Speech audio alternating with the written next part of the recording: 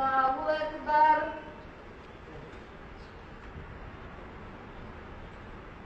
अस्सलामु अलैकुम रहमतुल्लाहि व बरकातुहू। आज मैं आपके सामने एक नया मसला लेकर आया हूँ कि क्या औरत इमाम बन सकती है या नहीं। सबसे पहले तो आप इस वीडियो को देखें। अल्लाहु अकबर।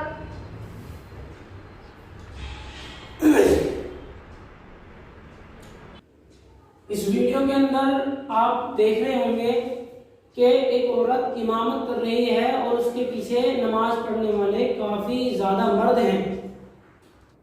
क्या औरत की इमामत जायज है या नहीं?